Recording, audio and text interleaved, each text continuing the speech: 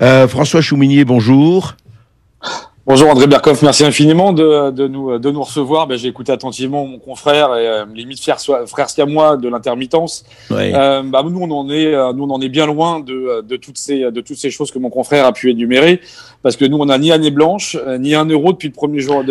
Alors attendez, François Chouminier, racontez-nous exactement ce que vous faites. Vous êtes dans votre profession, définissez-la pour que les gens. Voilà. Intermittent de la restauration, où on nous a donc enlevé notre annexe en 2014, ce qui fait qu'on a glissé au régime général depuis cette date-là. Et aujourd'hui, on est reconnu comme des chômeurs actifs.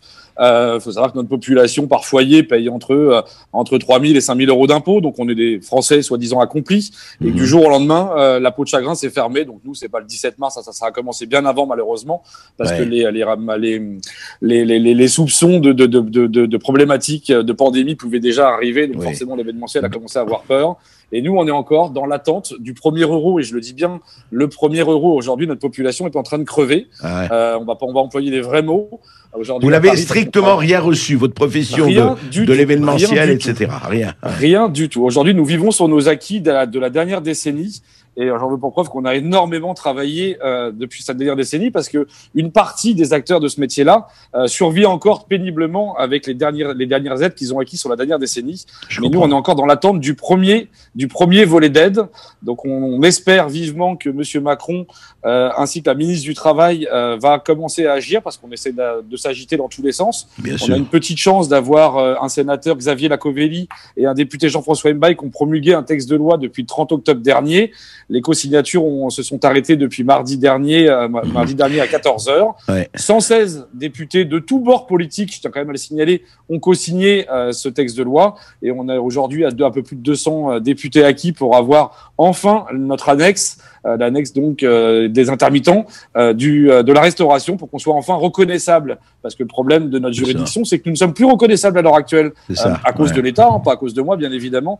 Aujourd'hui, nous, c'est... François Chouminier, je veux savoir, à peu près en France, vous avez une idée de combien êtes-vous ? À peu près 70 000 extras sur tout le territoire français. 70 000 extras, d'accord, oui.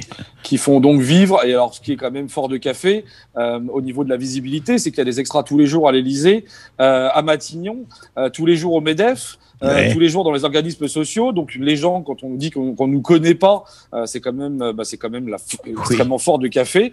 C'est même complètement hallucinant. Donc c'est vrai qu'aujourd'hui, on se pose vraiment la question de savoir si notre secteur va disparaître et est en passe de disparaître, parce que les gens dans les régions déjà ont d'ores et déjà disparu. C'est-à-dire que dans la région bordelaise, je suis en connexion avec Laurent Barthélémy de l'UMI, qui essaye de faire des formations tous azimuts, parce qu'il a bien compris qu'il n'y avait plus d'espoir dans sa région. Mais il faut savoir que dans notre problématique, il n'y a pas d'école. Mais François, il n'y a pas d'école pour l'événementiel. Donc il n'y aura pas de prochaine génération.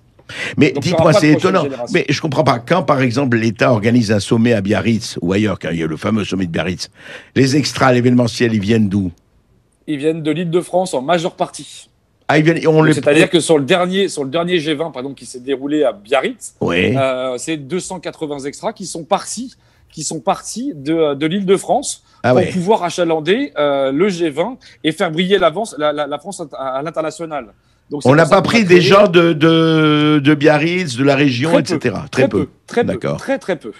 Donc c'est pour ça qu'on est descendu en masse, comme à chaque G20, comme à chaque G7, on descend en masse de l'Île-de-France, parce que cette profession est difficilement reconnue dans les régions, tout simplement. La région phare de l'événementiel est l'Île-de-France. Oui, bien sûr. Et donc voilà pourquoi on a créé l'OPRE, donc l'organisation du personnel de la restauration en événementiel, qui tente de se battre avec tout ça pour sauver les familles qui sont en train de disparaître.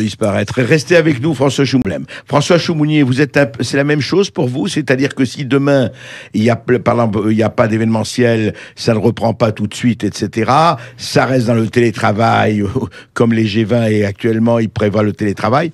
Vous êtes dans quelle situation concrètement également? Concrètement, moi je vois dans la juridiction d'OPRE, les gens ont vendu leur maison, ont vendu leurs appartements pour repartir chez leurs parents. Et je rejoins déjà Sébastien, beaucoup. Beaucoup. Oui, ah ouais. 50% de notre population retourne chez ses parents, quel que soit l'âge. Ouais. Et je rejoins mon collègue Sébastien, la culture et l'ADN de la France est riche depuis Louis XIV. Aujourd'hui, depuis Louis XIV, la mode est au devant de la scène, le tourisme est au devant de la scène en Bien France. Que fait l'État pour nous laisser crever la bouche ouverte?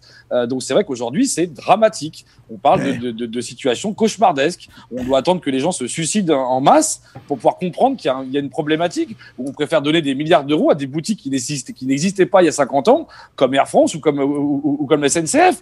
Des gens qui vont encore précariser du chômage de masse, alors que des gens comme Sébastien ou comme moi se battons corps et âme pour faire vivre l'ADN de notre pays qui fait la richesse culturelle de notre pays. Que fait-on?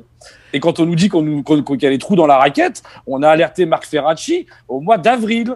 Il n'a pas fait son boulot en faisant le lien avec le nouveau gouvernement qui a mis un temps de dingue à se mettre en place. On a été voir Monsieur Frontin, qui donc au gouvernement à l'heure actuelle sous Madame Borne, qui donc sous le gouvernement sous Madame Borne, qui nous a dit bon, c'est pas très grave l'événementiel, la génération d'après qu'on prendra le relais. Et là, je lui ai dit vous prenez les gens pour des idiots. C'est quand même du foutage de gueule. Je vous dis qu'il n'y a pas d'école. Qu'est-ce que vous comprenez pas dans le mot il n'y a pas d'école pour nous remplacer? Il n'y a aucune école d'événementiel. Il n'y a pas de formation. Il n'y a aucune école prédestinée à l'événementiel. On a des superbes écoles et des superbes CFA qui font de la restauration et qui le font très bien, mais personne n'est dédié à l'événementiel. Notre secteur va disparaître. Ça pose vraiment des problèmes sur les choix de l'État, enfin, les choix des princes qui nous gouvernent, et on se dit, voilà, on met 100 milliards ici, 20 milliards ici, etc. Très bien. Mais franchement, qu'on oublie des pans entiers de la population, c'est vrai que ça pose au moins question. Mais dites-moi, est-ce qu'il n'y a pas, Sébastien Molina? Peut-être juste une petite anecdote pour rebondir sur ce que dit François très justement.